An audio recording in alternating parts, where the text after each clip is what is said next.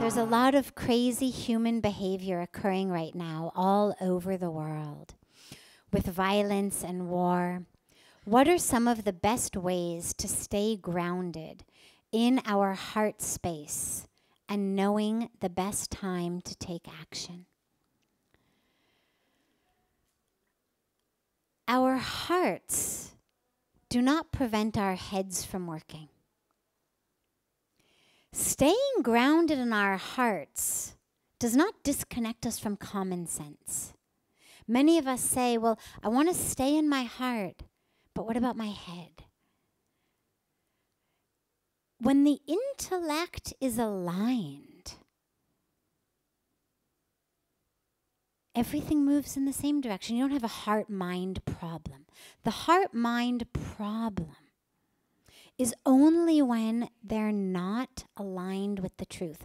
When the heart is wanting to do something impulsive, when it's not our intuitive heart, but it's our impulsive heart, our emotional heart, our ego heart, our desires heart. But when the heart is really the intuitive heart, the deep heart, and when the mind is not the fear, not the conditioning, but the real intellect, the real wisdom, the real knowing, then those two things are always in alignment. And when things are happening in our world as they are, we need to be there, heart and mind. It's not enough to just have an open heart to it. It's not enough to just meditate on it and cry.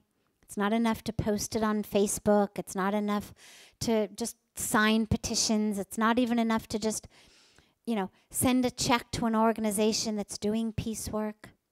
It's great. All of those things are important. But every one of us needs to be a part in heart and in action. Mindful action.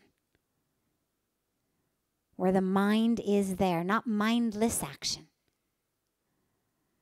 So the answer is not get rid of the mind. The answer is I should be mindful action. But what should my mind be full of? Not my ego. Not about what am I going to do that's going to put me in the center. Not about what am I going to do that's going to make everybody think I'm the hero. But what can I do that's really in alignment? Which I know through my open heart, because my heart connects me.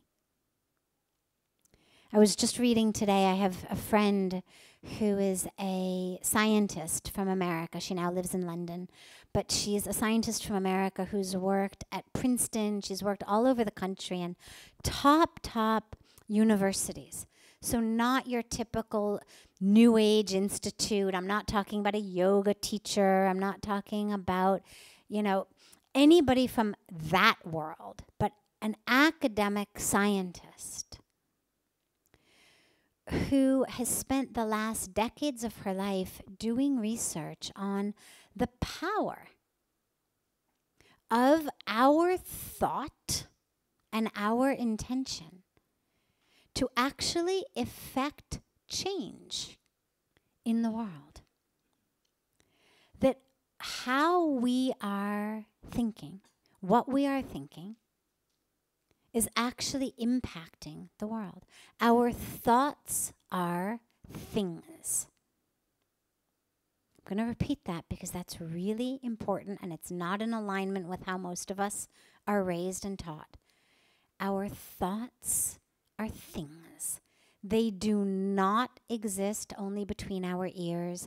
They are not just the mindless ramblings or chemical or electrical behavior. They actually have a life that moves, and again, I'm talking to you from Ivy League academic universities, that moves beyond our mind into the world and changes matter in the world. We don't have time tonight to go into all of this, but it's a subject I love, so I'd be happy to talk about it more at other times. But the point about it in this moment is when things are wrong in our world, whether it's white supremacists, whether it's people shooting up schools, whether it's terrorism, whatever the problem is, whether it's climate change, we actually have many options of action. And an open heart is only the beginning. It's a crucial beginning. And this is what the researcher found, is that it's not any thought impacts things. It has to be done with an open heart, with connection, and with great intention. What that means is that when our hearts are really open and we're really able to connect with the world, and are able, through meditative practices, to focus our thoughts and our intentions, we actually, even if we did nothing else, are able to affect change in the world. But the great news is we don't have to stop there. The great news is, in addition to our thoughts, in addition to our open heart, in addition to our intentions, we've got hands, we've got mouths, we've got legs. We've got creativity, we've got initiative, we've got skills, we've got intelligence, we've got technology and talents to put to use. Spirituality is not about how can I be in peace while everybody is dying around me. It's not about how can I stay blissful while the world is suffering and collapsing. It's about how can I stay peaceful and grounded so that my heart, my mind, my thoughts, and my actions are in alignment with what needs to be done. It's not I should stay blissful and peaceful because I'm the only one that matters and let them all suffer and die, at least I'm in peace. It's I need to stay peaceful and grounded, or I'm not going to be an effective agent of change.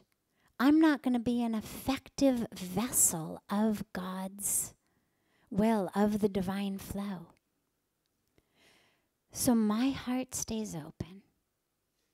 I stay grounded, because only in peace is my ego not flailing all over the place. Only in peace is my fear not stopping me from doing things. Only in peace is my desires not pushing me into something else. So I stay grounded and peaceful. I open my heart, because in that connection, I know what's needed.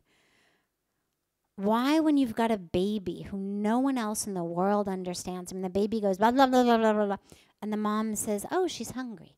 The baby says, blah, blah, blah, blah, blah. The mom says, oh, she's got to go to the bathroom. Baby says, blah, blah, blah, blah, blah. Mom says, oh, she needs a nap. Now, to anybody else, the blah, blah, blah, blah, blah sounds exactly the same. I mean, how do you decipher tears of hunger, tears of have to go to the bathroom from tears of need a nap? Well, the mother who's connected intuits it. She's not deciphering the blah, blah language. She's hearing the language of the heart.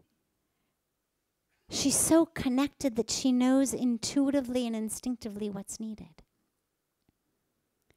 And our world requires that of us today, because we've spent billions and billions and billions of dollars on think tanks. We've spent billions of dollars over decades, if not centuries, on ending the same problems that we're faced with today. They take different forms, but the problems are the same. And we haven't gotten any closer. What do we do about greed? What do we do about violence? What do we do about hatred? What do we do about us versus them? There's no correlation between the billions of dollars that have been spent and getting us any closer to living more selfless lives, to living more in tune with our world.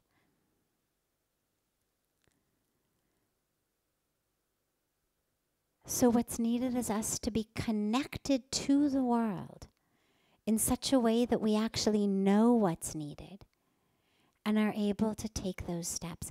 And I don't mean that you have to go off and necessarily become the head of a country or the head of NATO or the head of the UN in order to affect change.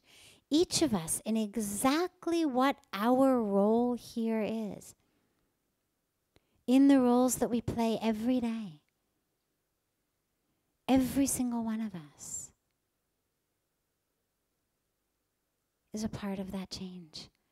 But we have to have our heart open and we have to stay connected so that we know how to move and what to do. And then we have to move and we have to act because our world today requires that. But we act from love so that that will can flow, so that we can be effective.